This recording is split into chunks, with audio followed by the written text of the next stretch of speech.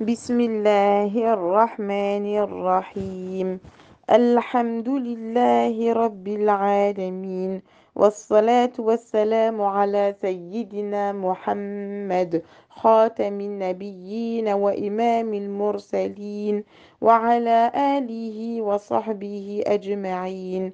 Louange à Allah, le Seigneur de l'univers, que la paix et le salut soient sur notre bien-aimé Mohammed, le dernier des prophètes et l'imam des envoyés, ainsi que sur sa famille et tous ses compagnons. On remercie Allah pour tous les bienfaits dont il nous a comblés, les bienfaits apparents comme les bienfaits cachés. On le remercie de nous avoir donné la chance d'être musulmans et on espère, Inch'Allah, l'adorer de la meilleure des manières. Donc, on va étudier le verset Malik Yawmiddin, le maître du jour de la rétribution. Il faut savoir que Malik, donc avec ou sans allongement, selon certaines lectures, parce que dans certaines lectures, on dit Malik Yawmiddin et dans d'autres Malik Yawmiddin. Donc, El-Malik, c'est le roi. Donc, ça renvoie en fait à la royauté. Et la royauté, donc, ça comprend que tu prends toutes les décisions, donner des ordres, donc Al-Amr. Et il y a aussi Al-Hukm, donc la capacité de juger et de décider.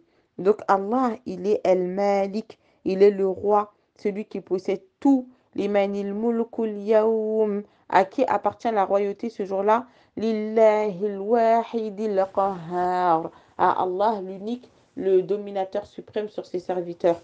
Donc il a la capacité de juger. Et heureusement que c'est Allah qui nous juge parce qu'on sait, en fait, comme il connaît le contenu des poitrines, il connaît le tenant et les aboutissants, il est au courant de toutes choses. De quand il nous jugera équitablement. Alors que El-Malik, donc ça renvoie au fait de posséder. Euh, donc Malik, c'est El-Malik, c'est le roi, et El-Malik, c'est le fait de posséder. Donc c'est celui qui décide aussi, donc qui va juger. Et il faut savoir qu'on peut avoir quelque chose, par exemple, un roi, il peut prendre des décisions, mais ça ne veut pas dire qu'il possède tout. Alors qu'Allah, il est Malik et Malik, et donc c'est un roi qui possède tout et qui a le contrôle sur tout. Tout est à lui, tout lui appartient. Et le jour du jugement dernier, il aura le pouvoir infini sur tout. Et il va juger, encore une fois, avec justice. Donc on doit être rassuré de se dire qu'on sera jugé par le tout miséricordieux, le très miséricordieux. Et on voit aussi qu'il nous rassure dans la sourate Al-Fatiha, parce qu'il aurait pu mettre le jour du jugement dernier au début, mais il met d'abord Ar-Rahman Ar-Rahim. Donc il met Ar-Rahman Ar-Rahim, le tout miséricordieux, le très miséricordieux. Et ensuite Malik Yawmiddin, le maître du jour de la rétribution. Et c'est pour nous rassurer, en fait, pour nous montrer que quand il jugera, ça sera avec justice. Mais n'oublions pas qu'il a une miséricorde infinie, qu'il est le tout rayonnant d'amour, le très rayonnant d'amour. Et que ce jour-là, ben, Allah, en fait, il n'est pas injuste envers ses serviteurs.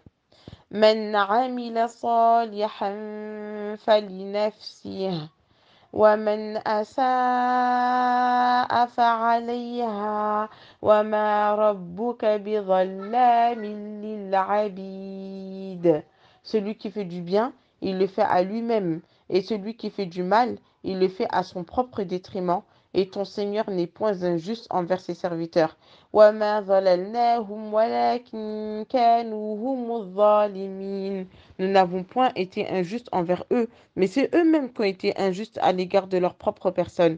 Donc ce jour-là, on ne pourra pas accuser Allah, mais on s'accusera nous-mêmes parce que en vérité, Allah il nous a donné énormément de chance. Et malheureusement, ce jour-là aussi, nos membres témoigneront contre nous. Donc ce jour-là, nos membres témoigneront contre nous.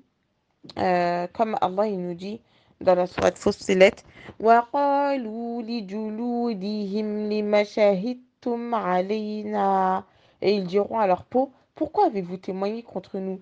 Et on ne peut se cacher au point où ni notre oui, ni notre vue, ni nos nos yeux ne peuvent témoigner contre nous. Donc faisons notre maximum pour faire le plus de bonnes actions possibles parce que ce jour-là, ça va être très difficile. On va rendre des comptes sur tout, sur notre rôle d'époux, d'épouse, l'éducation de nos enfants, les enfants qu'on a été nous-mêmes pour nos parents, le bien qu'on a fait, le mal qu'on a fait, ce qu'on a regardé, ce qu'on a entendu, ce qu'on a dit, ce qu'on a fait, où est-ce qu'on a été, comment est-ce qu'on a gagné notre argent, comment est-ce qu'on l'a dépensé.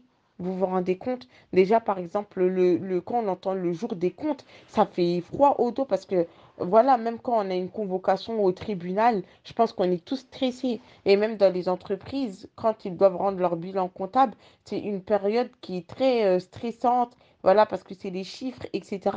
Alors imaginez ce jour-là, on va devoir rendre des comptes devant tout le monde sur tout ce qu'on a fait dans notre vie.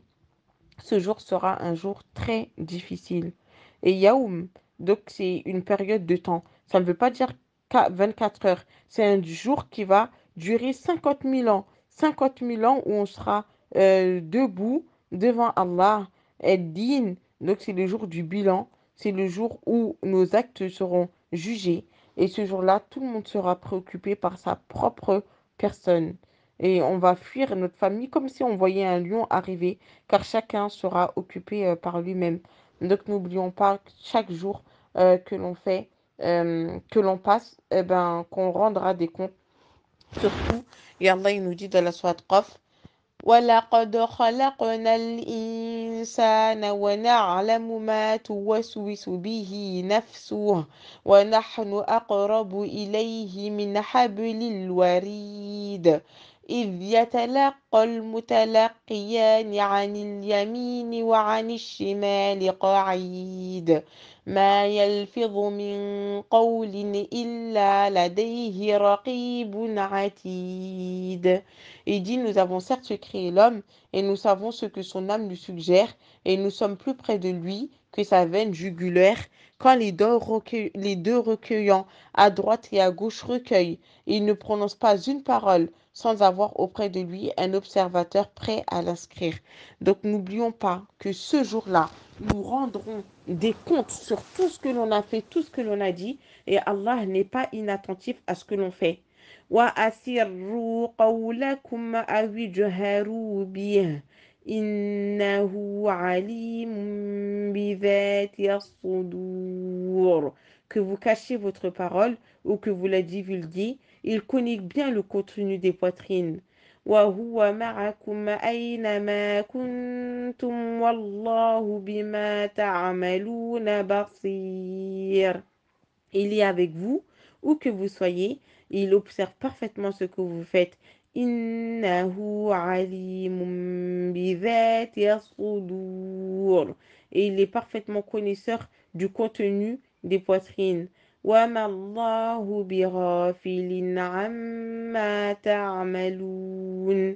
Et Allah n'est point inattentif à ce que vous faites. فينبئكم بما كنتم تعملون. Et il vous informera alors de ce que vous faisiez. Donc faisons attention, craignons Allah. وقولوا قولا سديدا. Et dit, parlons avec droiture. Tout ce que l'on fait, tout sera examiné, tout sera comptabilisé, tout sera jugé par Allah. Et il ne laissera rien, rien ne sera caché d'Allah ce jour-là. لمن الملك اليوم لله الواحد القهار. À qui la royauté ce jour-là? À Allah, l'unique, le dominateur suprême sur ses serviteurs. Et aussi, ce jour-là, ça, rien ne sera lésé en fait. Tous ceux qui ont commis des injustices, tout sera réglé. On demande à Allah de nous faciliter, qu'on puisse arriver ce jour-là avec une balance qui sera lourde de bonnes actions et légère de mauvaises actions. Donc voilà, qu'Allah nous facilite.